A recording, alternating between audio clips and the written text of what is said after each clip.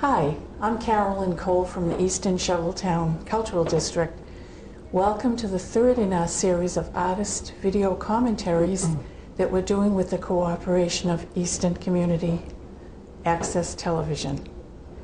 Today's experienced artist is Linda Clary, who takes a lot of her inspiration from the beauty and the serenity of nature. Welcome, Linda. Thank you, Carolyn. Obviously, this shows your interest in nature, and maybe you can tell me, what's the history of this painting? Well, I really love gardening, and I think I have an affinity towards plants. They just bring such beauty and peace and joy to my life, really. I like to watch the different stages of growth in plants. And these are leaves from my Hosta Garden. I have very large hostas. They're blue in color, and I think they're called Hosta elegans. And when they come up in the spring, they emerge out of the ground as tall, somewhat sharp spears that eventually unfold and unfurl. And that's what I was interested in capturing in this painting. It's kind of a piece that, for me, reflects growth and rebirth in the springtime. I'm a fan of Hosta too, and I have experienced that growth spurt that comes in the spring. That's lovely. Thank you. Thank you. Linda is also a great photographer, and there's three very unusual pieces here on the wall, and the first one is Milkweed Pods, I believe, isn't it? Yes. And I know there's a story behind that one, because I remember you telling me about your grandchildren's interest in the milk pod. Yeah. I took this photo last October around the same time as now. I had my grandsons with me, and I was teaching them about the milkweed pods and how they open up in the fall and all the beautiful, very fibrous quantities of seeds and so forth come out of the milkweed and blow all around. And so when I took this photograph, I was interested in getting as close as possible. And I thought it was really interesting, but I was just amazed after I had it enlarged. And it just showed the beauty of the seeds, especially, and how they are just suspended there. And pretty vulnerable and ready to just be blown away. So I love the whole quality of it, and a very delicate part of nature, I think. It is. Yeah. It is. Now, the second photograph, I had to be told it was a photograph because it has a lot of the qualities of fine art in it, and the capturing of the light is very interesting. I don't know how you accomplished that. Well, most people who take photographs know that early in the morning or very late in the afternoon is kind of a magical time for photography. In this shot, which was taken in Savannah, Georgia, I knew that afternoon sun would probably backlight the water and give it kind of an ethereal quality. Plus, I didn't use a high shutter speed, so I ended up blurring the action of the water, which also gave it an impressionistic look about the whole thing, and I guess creates a look of being a painting. I think it's interesting that the plants up front look very real and present, and yet the back looks very ethereal. Oh, yeah. As though you're going back into time. Yeah. Now, the next photograph is, obviously, you like to walk in the woods. Right, well, I live near Borderland, and I take walks over there a lot. I actually was walking in the field and just looking into the woods, and I was just amazed by the patterns of all the lichens that are all over the trees. It's actually a good sign that we have lichens all over the trees. It means our air is really clean. So, but the combination of the bluish-green lichens on the trees and the orange ferns I thought was just really beautiful, and I'm really pleased with how that came out. That's great. Now we step into traditional art, and so you have another side. Yes. This is lovely. This is just lovely. You just want to walk right through that path. Wait, now where is this from? Well, this is also from Borderland. I'm pretty sure most people who have been to Borderland a lot know that this is the wisteria arbor just below the Ames Mansion. And so I did this last summer. I wanted to show a lot of leaf growth on top of the arbor, just so it looks like a heavy canopy, so that the whole thing gives the impression of a doorway entrance into the garden, which is next to the mansion.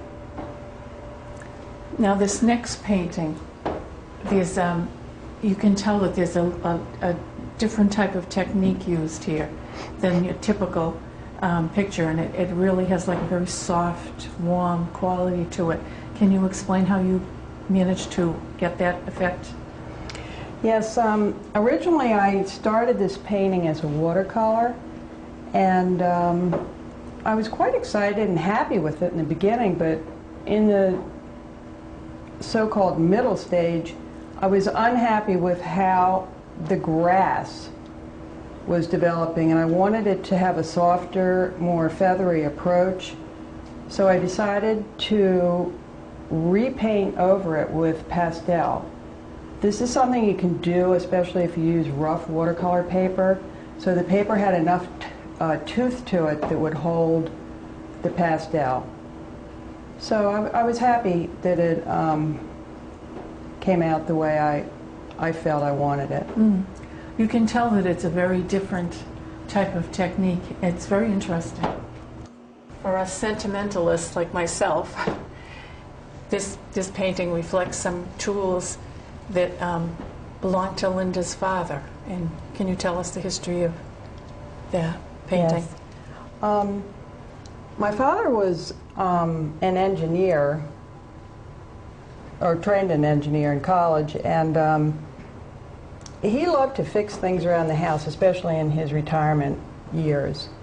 And after he passed away, most of the male members of my family took all the really good tools, and there was this pile of old rusty tools left that I decided would probably make a really fascinating painting. I wanted to memorialize my dad in some way, and I wanted to just show how he used tools a lot and to repair his house and his dock and all kinds of machinery that he had in the garage. And it's a tribute to him, all the hard work he did to keep his beautiful place down on the Chesapeake Bay in Maryland. That's great. Now we're into photography again in downtown Boston. Now, is this the south end of Boston? Yes. This shot was taken in the south end. I think the area is called Union Square. And of course I was really drawn to the railings. I think there's such beautiful architectural elements on these old brownstones.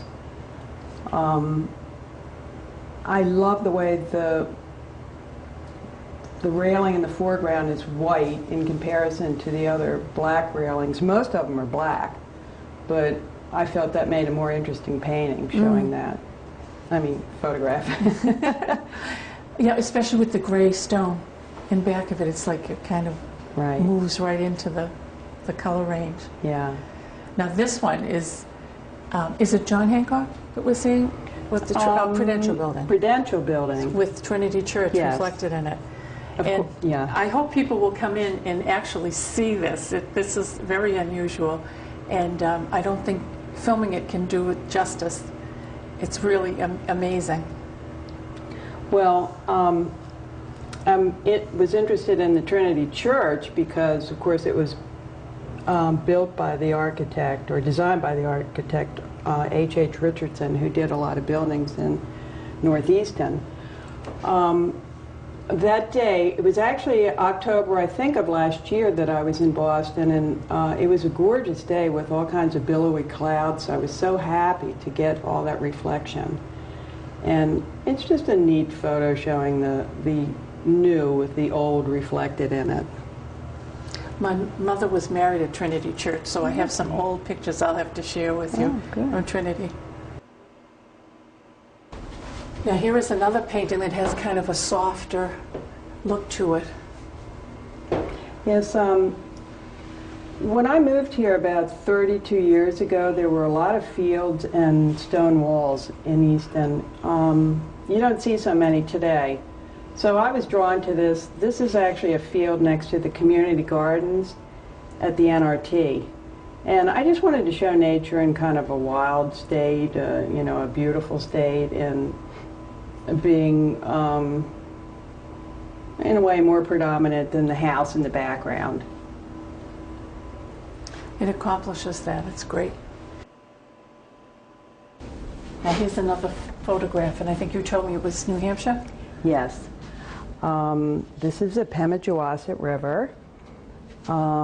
This river runs through the town of Lincoln, and I've photographed this river many times, but this particular photograph was really special. I think it's because there's so much action in the water below, and then it's relatively dark too, but just that one ray of sunlight that hits the fall trees and the blue sky above just really created a very special photograph for me. Mm. Well, thank you very much. This has been quite an interesting tour, and I hope the public will come in and see the work hanging as well as watching the video. Thank you, Carolyn. Thank you so much.